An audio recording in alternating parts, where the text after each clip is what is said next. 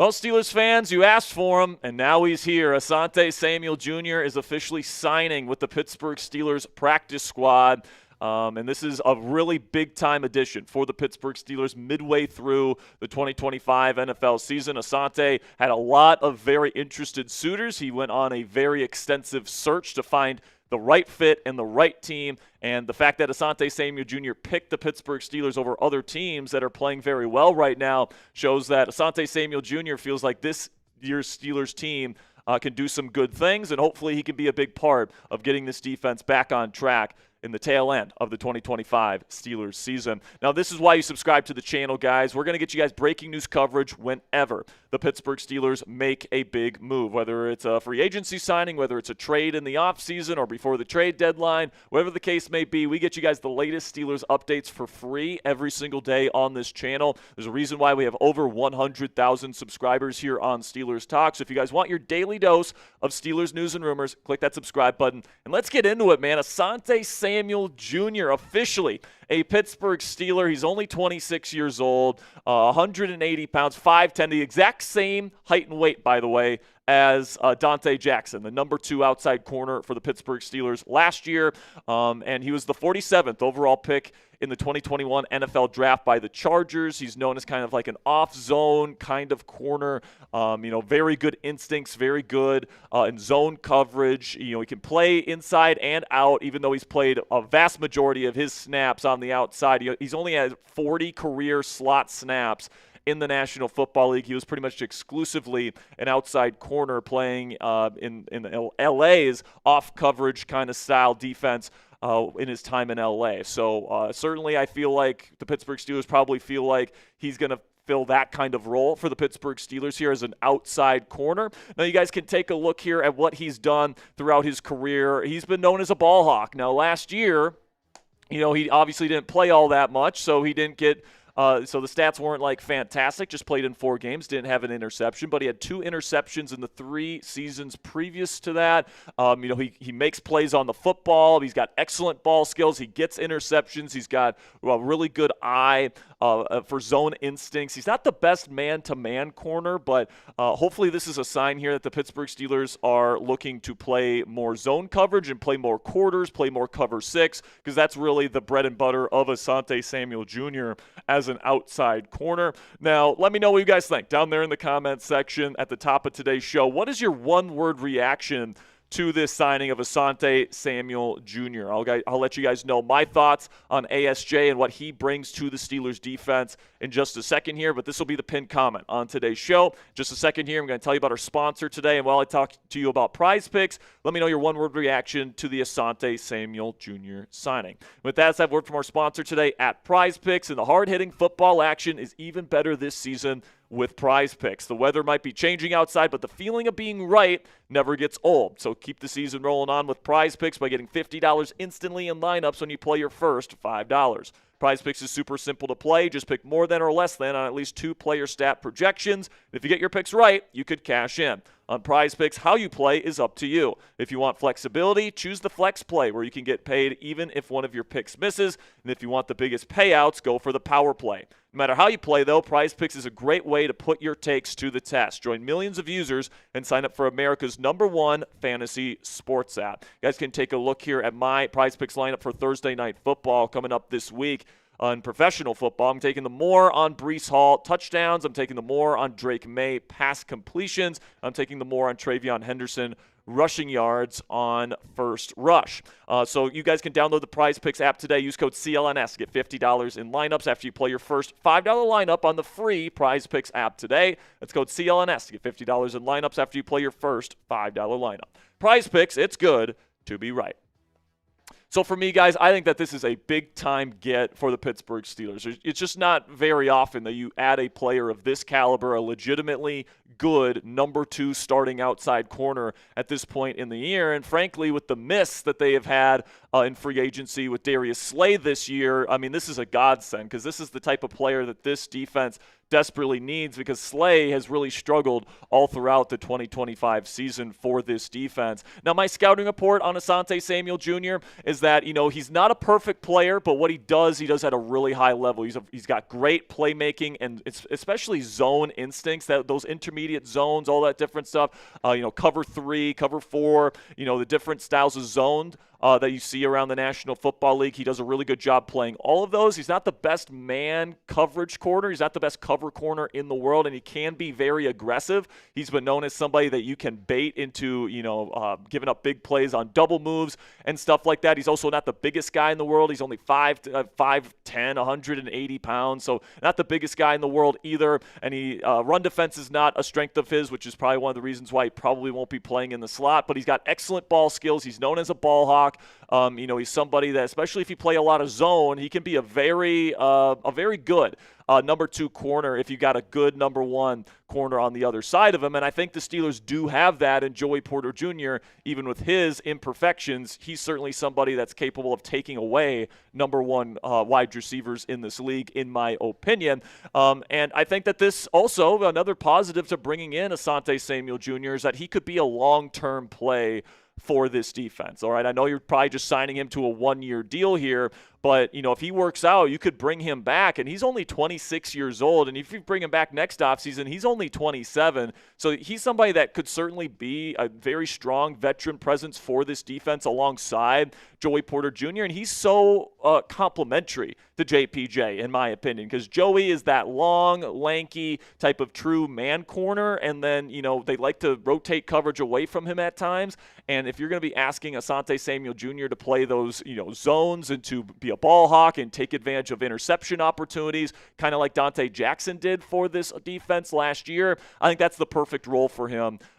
Because I don't think he's a true number 1 corner. I don't think he's at that level of player, but I think he's a very good number 2 corner, just like Dante Jackson has been and was for the Steelers defense last year. And, I know Dante wasn't perfect. He had his lapses in coverage last year for sure, and you're going to see that from Asante Samuel Jr. He's not a perfect coverage player, but like Dante, they're both very good in zone. They're both very aggressive. They both have good ball skills. I mean, people forget that D-Jack had over 5 interceptions with the Steelers last year. He really did a great job identifying the football and making big plays happen. He was a big part of the Steelers' turnover culture, and we've seen a lot of dropped interceptions from the Steelers' defense this year. Asante Samuel Jr.'s got really good hands, so if he gets opportunities to pick the ball off, he's going to take those opportunities and run with them. But I think it's a really good fit with the Pittsburgh Steelers and what they need out of a number 2 cover corner. And, Darius Slay wasn't up to snuff so far this season, and now that he's got a concussion, it's just great that you're adding a guy this good to be your number 2 corner moving forward. Now, I do have 2 questions when it comes to this signing. My first question is, who is going to play slot corner moving forward? Now, my best guess is that it's going to be Brandin Echols, okay? And, we'll see if Asante's able to play this week. But I think, with Asante, and, he's not the best run defender in the world, and he's had some tackling issues in the past. My guess is they will play him on the outside alongside Joey Porter Jr. Now, James Pierre has played pretty well on the outside for the Steelers over the last few weeks. I think he will continue to be that depth piece in case either Joey or Asante gets injured. Darius Slay, we'll see if they cut him or if they just keep him on the team as veteran depth. I guess we'll see what they do at that position. But then you got Brandin Echols, who I do think becomes your new starting slot corner. I don't love that because he did have some lapses in coverage last week, especially against Ladd McConkey, but he's generally played well enough this year where you feel okay with Brandin Echols playing the slot. And then if you really need to, you can put Jalen Ramsey in at corner as well. It sounds like Ramsey's going to stay at safety, especially with this move to go get another corner. I definitely think Ramsey's going to be finding a home long-term in this Pittsburgh Steelers defense at safety. But if push comes to shove and you need more cornerback depth, Ramsey is more than capable of coming down, playing the slot, or even playing on the outside if absolutely needed. But then the second question that I have when it comes to this Asante Samuel Jr. signing is, can they get him ramped up for this week? They got Kyle Duggar ramped up in time for the game a couple weeks ago against the Colts. So it's certainly possible. We know this coaching staff is capable of getting a player ramped up in the secondary to be able to play within a very short time frame. I mean, it's literally on the same day. They traded for Kyle Duggar on a Tuesday. They're signing Asante Samuel Jr. to the practice squad here on a Tuesday as well. So it's certainly possible that they can get him up to speed. I guess we'll see if he can get ramped up. But if they do, he'll probably be the starting outside number 2 corner this week. If not, I would expect James Pierre to get the start on the outside alongside Joey Porter Jr. with Echols playing in the slot. So sound off for me down there in the comments section. Grade the signing of Asante Samuel Jr. for the Pittsburgh Steelers. Give me an A, B, C, D, or F. Let me know what you guys think down there in the comment section. I think at this point in the year, I got to give it an A. I mean, you just don't find players that are like legitimately good starting players coming in. Obviously, he's coming off a very, serious spinal injury that he had to get surgery from. But this is a good football player that's only 26 years old and kind of fits the role perfectly for what the Steelers are looking for in this defense at this point in the season. So for me, I'm going to go with an A. And now I do have some final items here before we say goodbye today, guys. The Steelers did make some more roster moves. Yesterday, they released safety Juan Thornhill. They also released Derrick Forrest from the practice squad today, by the way, to make room for Asante Samuel Jr. And then they also poached fan favorite UDFA this year out of Iowa, Sebastian Castro. The Tampa Bay Buccaneers poached Castro off the Steelers practice squad early on in the season, and now the Steelers have poached Sebastian Castro off of Tampa Bay's practice squad, so he will be returning and he will be added immediately to the active roster, okay? So it's great to see Sebastian back, and for me, guys, this is a double dose of good news. Juan Thornhill, to put it in Mike Tomlin's words today, he wasn't up to snuff, but Sebastian Castro had a really good preseason. He looked good in camp. He looked good in the preseason games, and I've always liked his tape, man. He's not the most physically imposing player. He's not the best tackler in the world, but he's got great zone instincts as a safety. He can play in the slot. He can take on blocks as a DB in the run game, which is really impressive. And, he just plays with great instincts, man. This guy is a football player and a good backup safety. So I'm glad he's back in the fold here with the Pittsburgh Steelers. So now we get to the current safety room for the Pittsburgh Steelers. Obviously, you got Jalen Ramsey and Kyle Duggar. Those guys seem to be cemented as your starters, at least for now. Jabril Peppers is currently working his way back from a quad injury. You got Chuck Clark, who played a little bit this past week. He's still on the team.